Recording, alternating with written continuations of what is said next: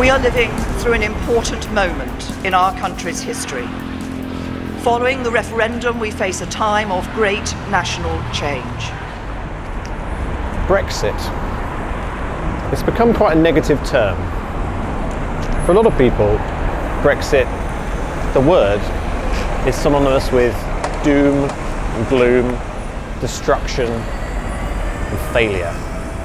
Whether Brexit will turn out to be good or bad, or whether it'll be cancelled altogether and that'll turn out to be good or maybe bad, it's really anyone's guess. In fact, it lies firmly in the field of speculation. And speculation is exactly what this video is about.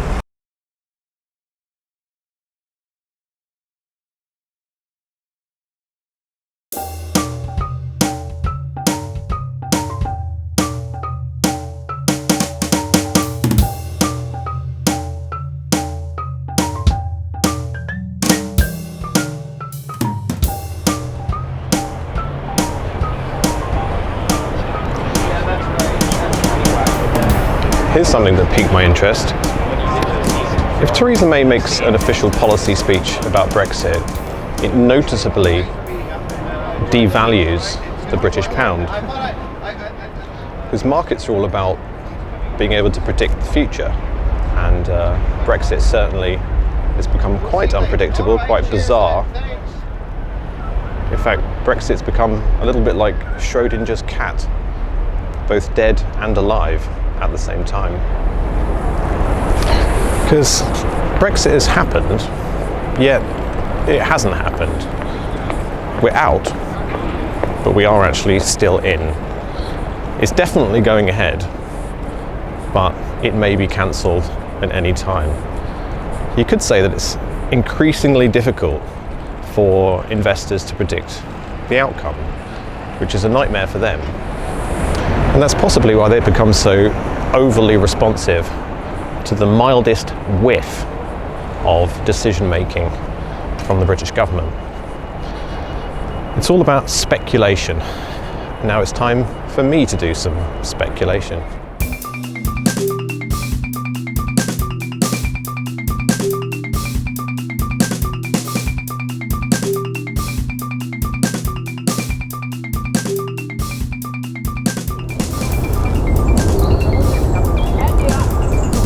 That pollution, that's insane. Let's talk hypothetically for a moment, and I'm sure it is just hypothetical. Imagine you knew somebody who was in the cabinet, or maybe you were in the cabinet, and therefore you could get access to advanced knowledge about when exactly an important Brexit speech was going to be made outside the door of Downing Street. If you knew when the speech would be made and you knew what the speech would be and therefore what ramifications it might have on financial markets, you could substantially financially benefit from that advanced knowledge. That's called insider trading and supposed to be illegal. Well, it is illegal. But you've got to imagine it probably happens more often than we think. Say, before the Brexit referendum result, when just about everybody, and all the mainstream media of course, were parroting about how it was going to be Remain, and everybody thought that the vote would turn out as Remain.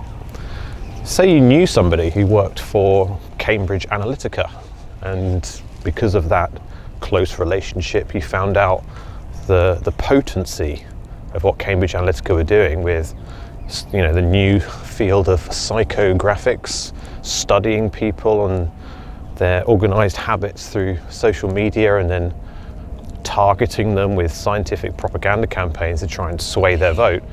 If you knew the potency, maybe before the result, you would know that it would be a shock exit. Based on that foreknowledge, if you were to take £1 million and convert it to US dollars, wait until the day after the Brexit result, the shock, exit result and then convert that back into pounds, you would have just made yourself £137,000 in the space of 24 hours. What I've illustrated there is a very simple example of what is called short selling.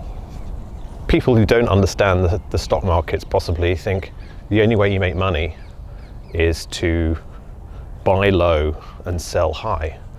But short selling is the way that you can profit when prices go down. And the bigger the shock, the bigger the drop in prices, the more money and more profit there is to be made. Investing in that way is known to be very, very risky. Unless, of course, you know exactly when the shock is going to happen, particularly if you happen to be the person who is creating that shock.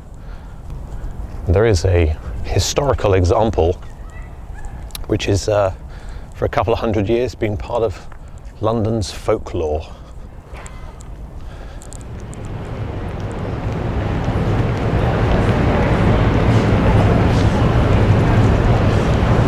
Check it out. You're being watched by an owl. Can you see it? Can you see it?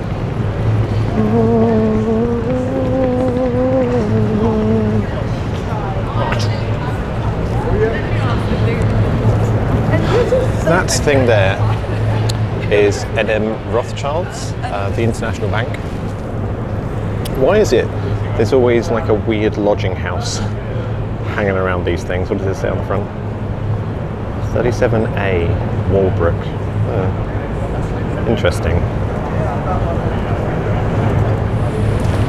There's an old legend about how the Rothschild Bank gained its stranglehold on the nation's economy.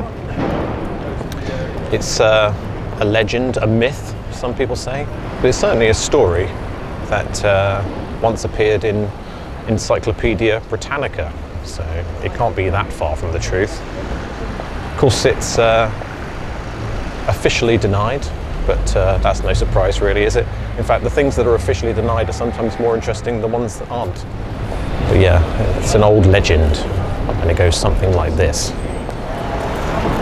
So this is quite an old book, published in 1887, and it's called The Rothschilds, the Financial Rulers of Nations. So this is page 169, and it's talking about Nathan Rothschild's intelligence organization or intelligence system. The superiority of his intelligence over that of the government was proved on several occasions. He was the first to inform Lord Aberdeen of the Paris July Revolution, as he had been to announce the defeat of Napoleon at Waterloo. In connection with Waterloo, an interesting little romance has been written upon the immense sum Nathan Mayer gained by his early knowledge of the victory of the Allies, which his financial strategy enabled him to use to the fullest advantage on the stock exchange. Many of his large speculations have been based on the presumed success of the English arms, and he was perhaps congratulating himself on his shrewd foresight and the soundness of his calculations when the sudden and treacherous return of Napoleon from Elba shattered at once his golden dreams and renewed all his previous anxiety and fears. No man, indeed, had greater cause to tremble at the reappearance of the mighty despot than had Nathan Mayer. When the fruits of his victory seemed almost within his grasp, they were at a blow removed, and he was left surrounded with doubts and contingencies. In the midst of his rejoicings, the whole of Europe was startled with alarm and dismay. That the deposed emperor should ever return to harass and devastate Europe had never occurred to men's minds. I'm not going to read the entire thing. There's this whole thing about him going to the Battle of Waterloo and climbing to a vantage point and watching both sides and watching the conflict go on. And once he realised what the result of the conflict was, he speedily made his way back to the coast of France and then back to Dover. And this is where I'll pick it up. In the evening, they sighted Dover, and shortly after, Nathan Mayer dragged his weary limbs ashore. Even here he would not rest, but after procuring the swiftest post horses to be had, resumed his journey to London. The next day he was seen leaning against his well-known pillar on the stock exchange, apparently broken in health and spirits, and looking as if he'd been overwhelmed and crushed by some dire calamity. The greatest gloom and despondency had for days prevailed in the city, and as men looked at Rothschild and then significantly at each other, they seemed to come unanimously to the conclusion that their hopes had been blasted and that the worst was yet to be known. Had not Rothschild travelled post-haste from the continent, and were not his agents already selling out? The stock exchange generally was so full of life and noise, but was unusually silent.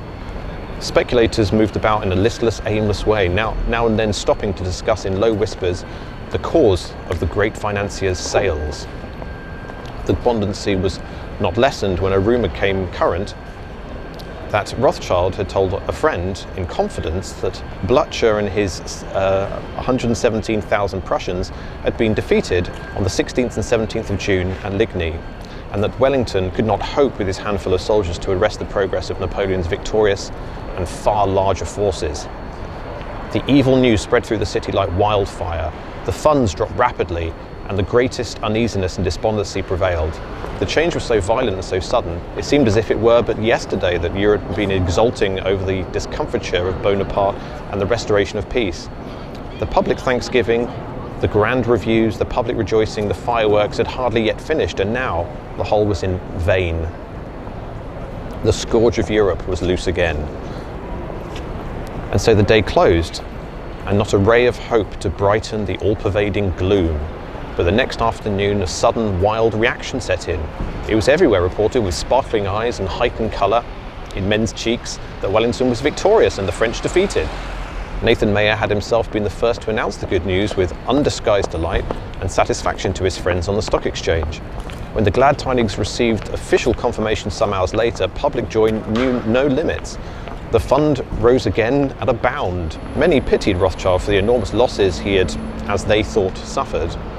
They little suspected that while his known agents had been selling openly, his unknown agents had bought up secretly every piece of scrap they could secure. Far from losing, he had, by his manipulations, pocketed nearly £1 million sterling. The Waterloo Legend. And you might think that £1 million, well, that's not very much money, is it? And it's kind of true, like, £1 million back then, the equivalent in today's money would be about £70 million, and any way you look at it, that's still not an enormous amount of money, but that's not really the point. It was the initial stake by which a project was formed for much, much further dominance down the road. And that's just an example of various things of a similar nature that have happened again and again, including what was called the Great Stock Exchange Fraud of 1814. The opportunity to achieve that sort of thing, though, doesn't come along very often. Like massive crashes in a nation's economy or a currency or the stock market don't really happen unless there's some kind of radical, sudden change, like the end of a long-running conflict like the Napoleonic Wars, or as I would argue, something like a sudden shock announcement like there'll be no deal with the whole Brexit negotiations. There is an example in the not too recent past about where a single individual engineered a massive market crash for his own personal greed and his own personal gain. And he was nicknamed the man who broke the Bank of England, George Soros. In 1988, George Soros wrote a book called The Alchemy of Finance. The Alchemy of Finance. A curious title, a mysterious title based upon mysteries, literal mysteries. And in this book, he brought about a theory that he called the general theory of reflexivity. Reflexivity is the theory that markets are driven by bandwagoning, or self-fulfilling prophecies, meaning what you think is going to happen will actually happen because you think it's going to happen, and therefore you make it happen. Before George Soros wrote his book, it was widely thought that financial markets were based on the principles of equilibrium, meaning that some people did this, some people did that, but essentially everything sort of equals itself out, and there's this kind of a natural level that markets should naturally be. His theory was that markets, in fact, were prone to boom and bust because of a thing called reflexivity, or bandwagoning, or self-fulfilling prophecy. Just basically meaning that if speculators start buying something, the price starts to raise, and when others see the price raising, they start to buy it, believing it's going to raise even further. And of course, because they are starting to buy, that is what causes the price to go up further. But it also works the other way around. If a speculator starts selling en masse, dumping their stocks onto the market, that will lower the price. Other people will then start to panic, and they'll start to dump their shares onto the market, and that will lower the price even further, leading to a catastrophic plummet or a dump in some kind of financial commodity. Using his new theory of reflexivity, George Soros managed to make himself $1 billion in a single day. And that single day was the 16th of September in 1992. It's gone down in history to be called Black Wednesday. He engineered a way to destroy the value of the British pound by the use of the science of reflexivity. And by short selling the pound, he made himself immensely wealthy, powerful, and influential. The near crippling of an entire nation's currency for the benefit of a single man, that's not a conspiracy theory.